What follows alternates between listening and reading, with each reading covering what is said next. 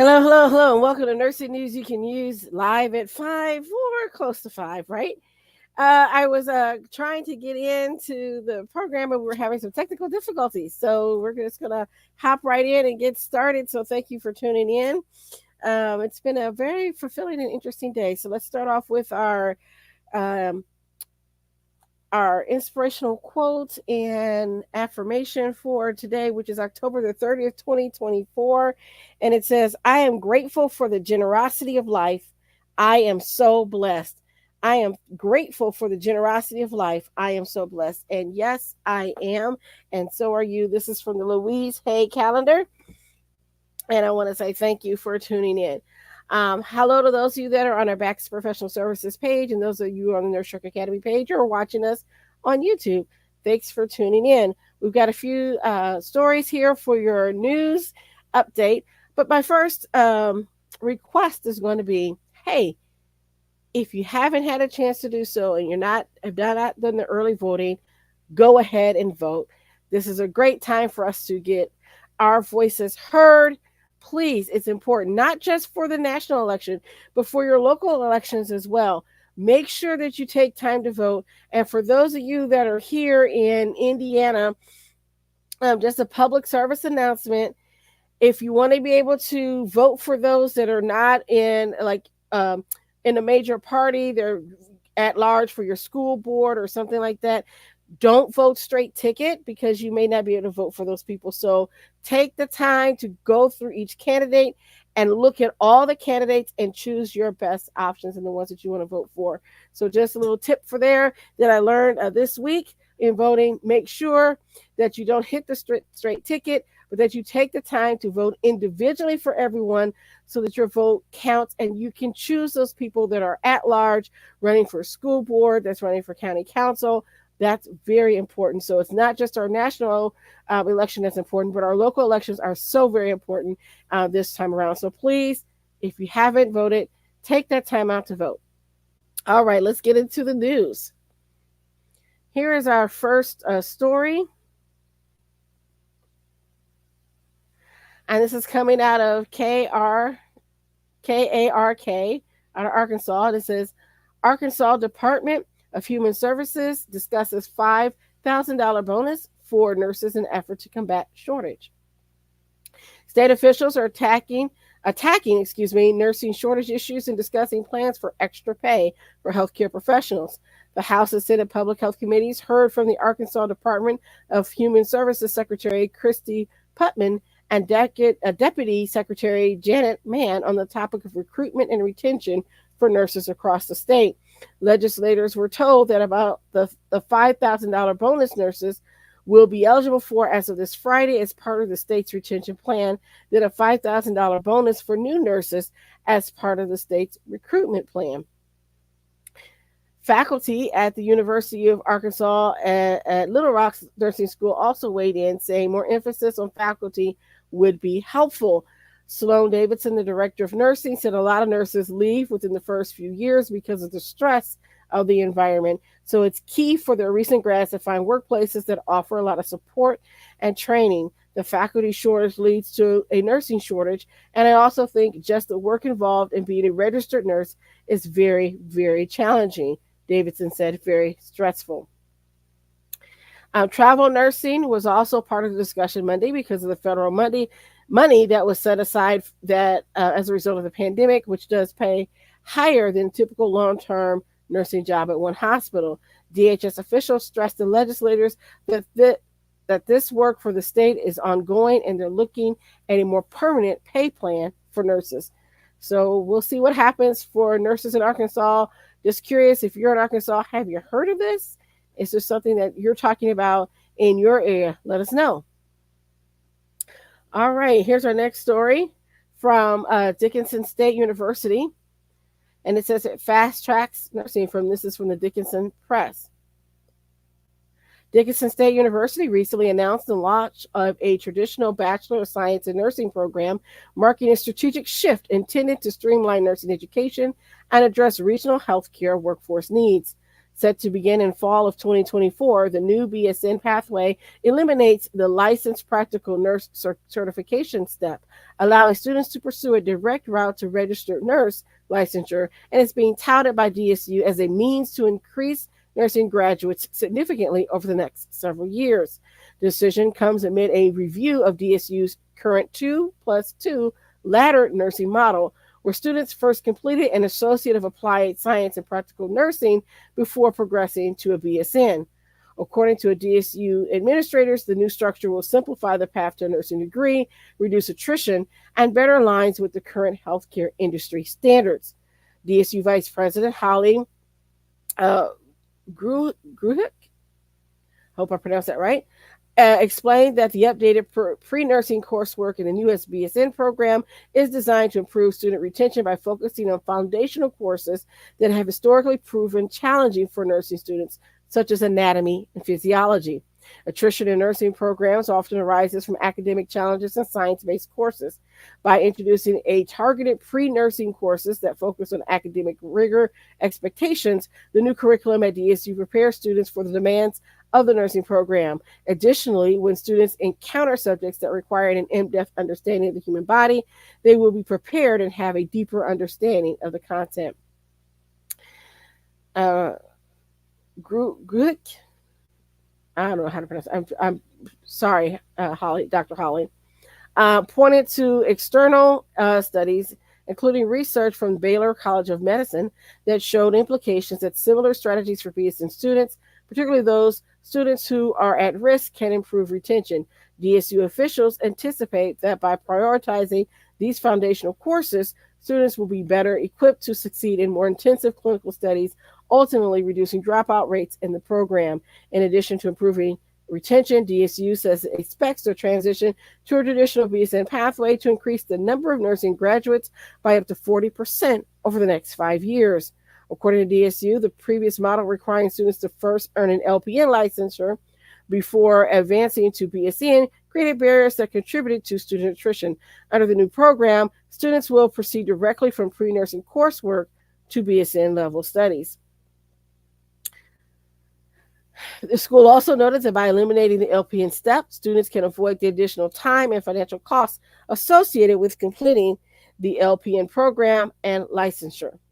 So we'll see what happens. If any of you have been attending those programs, let me know what you think about that. I like the idea of a nurse being able to get her LPN license and then getting an RN license. But I also like the idea that you go straight through and get your RN license. So let me know what you guys think about that. All right, and here is a story coming out of my home state, my former home state of Ohio. And it says, large number of Ohio nurses say they are leaving bedside care because of being overworked, according to a survey.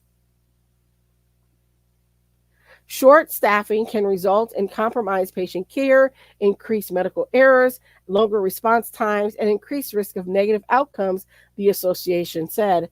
Nurses who were surveyed confirmed delays in patient care due to short staffing, with the most frequent types of delay being a delay in answering call lights or requests for assistance. Understaffing and workplace violence in our healthcare systems is a patient care crisis that must be addressed now, said Association Executive Director Rick Lucas. Ohio cannot sustain the current trend of losing nurses due to working conditions. Having legally enforceable staffing standards at all Ohio hospitals and holding healthcare executives accountable for unsafe workplaces is crucial to the future of healthcare. The ONA survey of all Ohio nurses 2024 staffing findings gathered data between June 7th and July 1st for more than 7,800 nurses regarding experiences of workplace violence and inadequate staffing.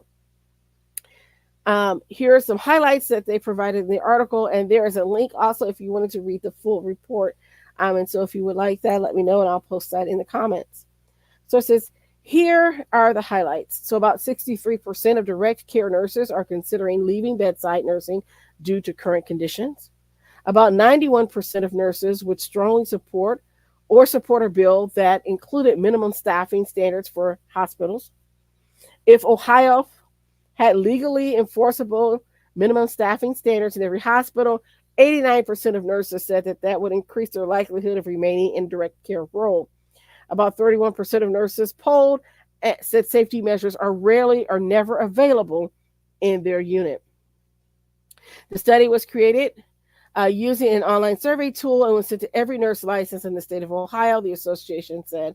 The survey was open from June the 7th to July the 1st and received more than 7,000 usable submissions. There are more than 270,000 licensed nurses in Ohio. So again, if you want to hear more about that, let me know. I certainly will post that. And I'm going to ask my Ohio nurses, what do you think about the information that was in the poll? Was this accurate? All right, let's go ahead and get ready for our next story. But let's take a brief break.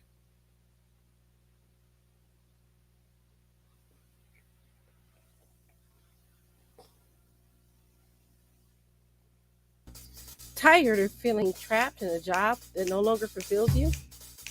Is your nursing job no longer the fun-filled adventure you imagined? Find your passion again through nurse entrepreneurship. Step out into the light and come feel the sun. Join the Nurse Shark Academy today at thenurssharkacademy.biz and come feel the sun.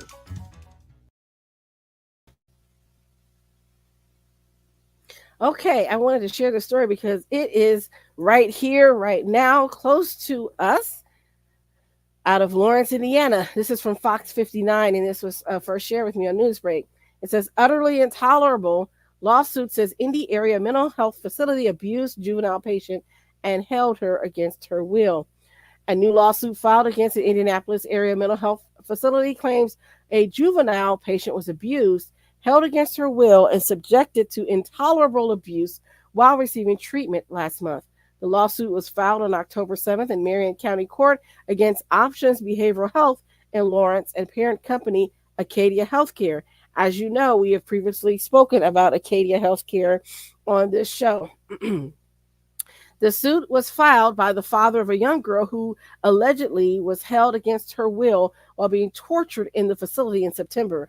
The Indiana father filed the lawsuit after his daughter had, quote, an atrocious and utterly intolerable experience at Options that went beyond all possible bounds of decency. The suit describes how, after an overdose in early September, a juvenile girl was recommended for inpatient mental health care at Options. She was subsequently placed in, quote, one-to-one monitoring at Options for her own safety. However, the girl's father says that she was never safe once she got to Options. Among the claims in the lawsuit, the father says that his daughter was housed in unsanitary units and that she did not receive any therapy, psychiatric evaluation, or one-to-one monitoring. In fact, the girl was reportedly involved in 3 separate fights in just her first day at Options. The fights, which involved a male patient housed in the same unit as the girl, were reportedly not addressed properly by staff and were allowed to continue. No intervention was made, and the girl was forced to stay in the same unit with the male she fought with, the suit says. Rather than take proper safety measures, the father claims that Option staff instead threatened patients with, quote, the shot if they were creating commotion or additional work for employees. The lawsuit claims the shot is a highly potent intramuscular injection containing diphenhydramine, haloperidol, and lorazepam.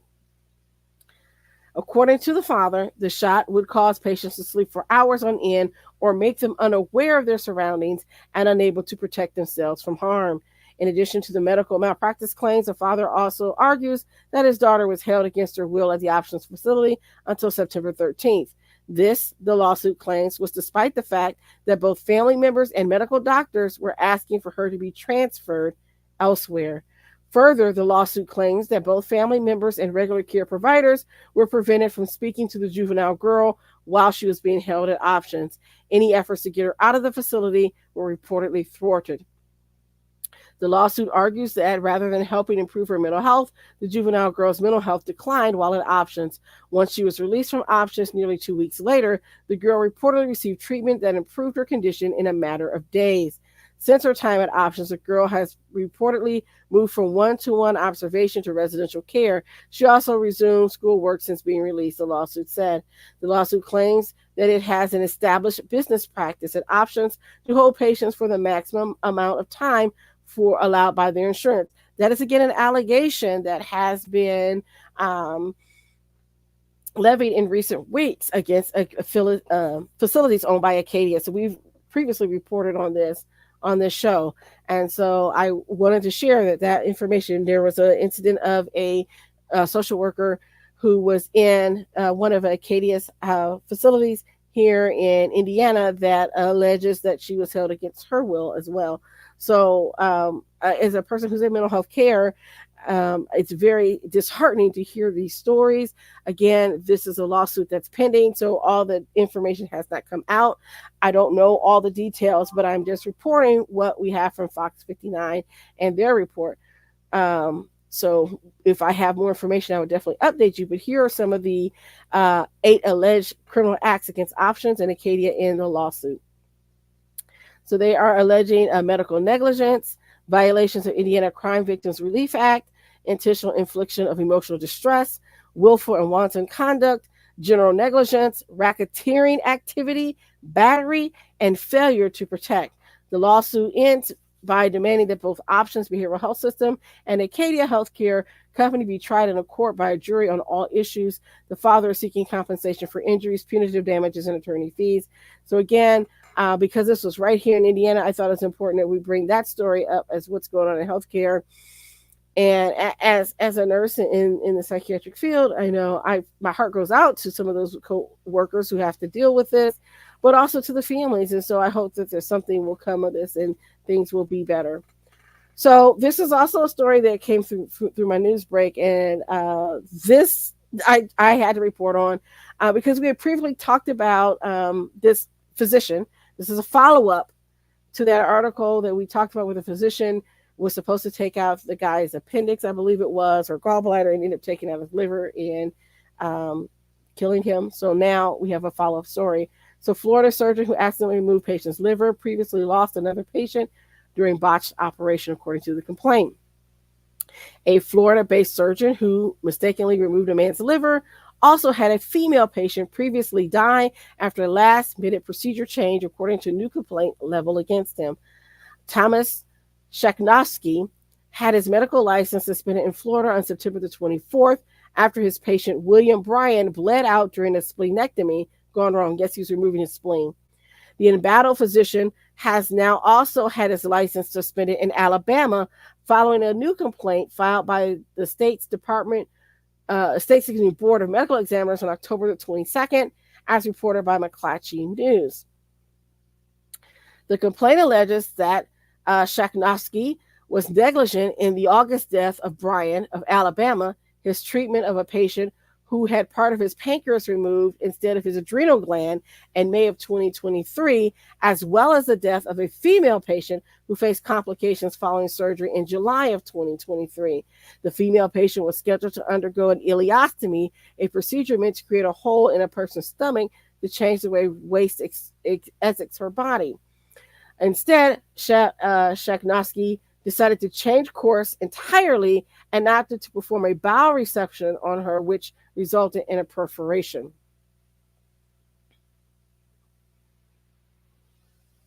A bowel resection involves removing any part of the bowel, including the small or large intestines, according to WebMD. So the resection marks the third known instance of Shaknovsky performing an unnecessary removal of a whole or partial piece of an organ during surgery. The woman's health deteriorated post-operatively, and she was moved to the ICU where she later died. The Florida Agency for Healthcare Administration also launched an investigation, according to the complaint. The investigation determined that Shaknovsky and other doctors involved in the surgery failed to appropriately use diagnostic testing and delayed in ordering imaging to timely treat sepsis. Attorney Joe Zarzua, who represents Bryan's wife, claimed in an Instagram video that Shaknovsky cannot legally practice medicine anywhere in the U.S. at this time. Another former patient of Shaknovsky also hired Zarzua following complications during his colon surgery in July of 2024. The patient also alleged that Shagnosky had threatened him when he first considered seeking legal representation following the surgery. A hearing regarding Shagnosky's license suspension is to be held on December the 18th, according to the Alabama suspension order. So that's just a follow-up of that surgery. My hearts go out to those families that are involved in this. This is just terrible. All right, let's get to our next story. This is about a Pittsburgh nursing home from CBS Pittsburgh, and it says Pittsburgh nursing home employees paid after not seeing a paycheck for weeks. Employees of a nursing home in Pittsburgh who had not seen a paycheck in weeks were finally paid. Several employees of Squirrel Hill Wellness and Rehabilitation Center reached out to KDKA-TV on Monday for help after not getting paid in almost 3 weeks. When KDKA-TV showed up at the facility, the owner refused to see us and was told by the administrators that they, quote, had no comment. After further investigation, KDKA-TV learned that the wheels were already in motion to get the employees paid. I instructed the union president to file a grievance, said John Galuska, director of the American Federation of State, County, and Municipal Employees. We were told by the employer that they were going to be paid Monday. Monday came and went, and there were no paychecks in their accounts. Galuska said when he found out his members did not get paid on Friday, he reached out to the nursing home's owner and general counsel, who claimed that there was a payroll glitch. Galuska said many of the employees live paycheck to paycheck and are concerned about mounting bills and overdraft fees. The grievance that we did file on Friday, part of the remedy was for the employer to pay the late fees and so forth that they're going to incur through their banking system. While employees are relieved to finally get their paychecks, they're equally concerned about it happening again. We'll be a little more diligent, probably visit the facility a lot more, and build a better relationship with the employer, Galuska said. And if there's a problem, we need to know about it before it happens. Galuska adds that he is proud of his members. He said that they all continue to show up for work even though they hadn't been paid. He says this proves they truly care for their patients. And so, hopefully that will not happen to them again. So as I previously said on another show, I had been in a kind of a similar situation one time working for a nursing home and being hired in there and being told by their employees, make sure you cash your check as soon as possible when you get it, because the money might not be there if you wait too late. All right. This is a very disturbing story, but I thought it was important to share because this is another one of those things of nursing. This is what not to do. Don't let someone rope you into doing something that is illegal. Okay, here we go. So this is coming from Twin Cities, and it says Richfield nursing home staff suspected of slow response to dying resident, then forging paperwork. Staff members at Richfield Nursing Home are accused of forging a do not resuscitate directive after responding slowly to a patient dying, according to the police. In a search warrant affidavit filed Tuesday in Hennepin County District Court, police asked for a judge's permission to seize from the villas at Richfield all relevant medical records, video surveillance, and identities of any medical staff involved in the care of the 55-year-old Candace Columbus, who died October 2nd. So I want to say, first of all, your name is on there. You're going to get caught up into this. They're going to ask questions. So you can't help that your name is on the chart, right? Because you're caring for the person. But you can't help if you go into something that is not legal. So let's get into it. So according to the affidavit, a report from the DHS Minnesota Adult Abuse Reporting Center said paramedics were called to the villas after nursing home staff, quote, suspected Columbus was dying, but did not check on her or call 911 promptly.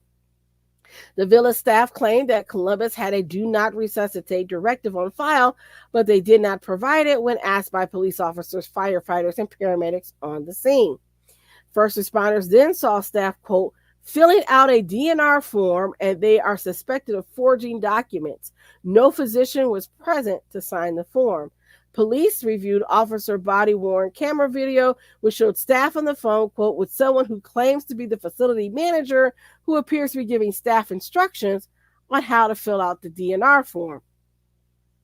A DNR is a directive written by a healthcare provider that instructs medical staff to not perform CPR if a person's heart stops beating or the patient is no longer breathing.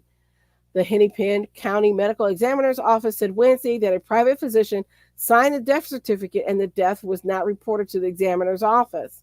Columbus died from natural causes and other significant conditions, including cerebral palsy, chronic respiratory failure, and COVID-19, the examiner's office said. Police Lieutenant Brad Drania said Wednesday in an email that his department, quote, wouldn't be able to provide any additional information and or context due to ongoing investigation of the incident. The DHS also declined to answer questions about the circumstances surrounding Columbus' death. The Villas is owned by Eagan-based Monarch Healthcare Management, which operates numerous facilities throughout Minnesota. Paxton Wilfer, the company's chief operating officer, was reviewing a request Wednesday from the Star Tribune for further details about the death. And, of course, there's no additional information. But I'm saying, don't let somebody get you caught up in doing stuff that you're not supposed to do. If you know you're not supposed to fill out that paperwork, don't let any administrator tell you to do that. If they want to fill it, have them come in and do it. And there may have been something in the chart. The doctor could have put in the medical record and said, patient says she does not want any heroic measures. And if that's in the medical record, at least in the state of Indiana, that is perfectly fine if she told that to the doctor.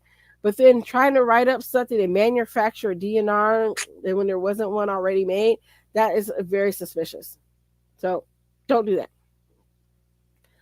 All right, we're going to have our last story here, and before we get on to our announcements. So this last story comes, and it says, UPMC raised starting rate nurses in Pittsburgh hospitals. So if you're in Pittsburgh, perk up, because I thought this was interesting. And it says, UPMC will be raising its compensation for bedside nurses with at least a bachelor's degree within its Pittsburgh urban core hospitals. The starting rate for a nurse with a 4-year Bachelor of Nursing degree is going up and will be $41.75 an hour for bedside nurses in 2027, compared to $40 an hour for its non-Bachelor of Science degree nurses. In marketing material aimed at potential and current nurses, UPMC said an unnamed, quote, local competitor had started hourly rates of $41 for BSN nurses and $40 an hour for non-BSN nurses. There will also be an increase in 2025. Mary Beth McLaughlin, UPMC's chief nurse executive, told the Business Times in an interview that the increase in starting hourly rate shows the commitment the health system has to provide the best working environment and best economic package for its nurses in the region. So I don't know who that other competitor would be. Maybe those of you that are in Pittsburgh will know. But I think that's a good start, because I got to tell you, when I started out as an RN, I was making $18 an hour. Now, I will say that was years ago. Right, that was many, many years ago. But it's good that they're doing that and making that investment, because this is what the times are. All right. So that ends all of our stories for today, all of our articles. If you have any comments, let me know. But we do have a couple of events that are happening. So we have coming up on tomorrow, October the 31st, is our Nurses Protect Your License Encore. So if you haven't had a chance to sign up for that, that is on our Eventbrite page. You can register for that event. There's no cost of that. But we're going to talk about identity self-protection and how to protect your nurse license. So we'll be doing that event as well. And then on November the 9th, will be our So You Want to Start Your Own Nurse Business webinar. We're going to talk about getting your business started, excuse me, with some practical tips to launch your nursing business. And I want to say, it doesn't matter what type of business you want to go into. Again, we're talking about those practical business tips to get you started. Hey, hello, Sister Brooks. So Neva Brooks chimed in. Hello. We are going to talk about those things. So I encourage you to sign up for that event. You've probably seen the adverts going around, but if you have not, don't worry. You can sign up on our Facebook pages or head on over to the nursearcacademy.biz. Excuse me, I apologize. I've been talking a lot today with lecturing. Okay. And lastly, I do want to say that we have coming up our CPR classes, TB classes, all those different things. Head on over to the Baxter Professional Services healtheducation.com and you can sign up there. We will also start opening up for our next semester CNA training program. So if you're interested in being a CNA and entering that training program, head on over to Baxter Professional Services healtheducation.com and send us a submission request. We'll make an appointment to talk with you about getting started for our next class. We keep our class sizes pretty small. So if you want to get in, now is the time. And you know what? By that time, you should be working on those tax refund checks so you can pay your tuition to join our class. So I encourage you to get into it if you want to become a CNA. We're going to have our next cohort starting fairly soon. Excuse me. All of a sudden, I have the coughs. But I want to thank you for tuning in. I will see you next week. And bye-bye for now.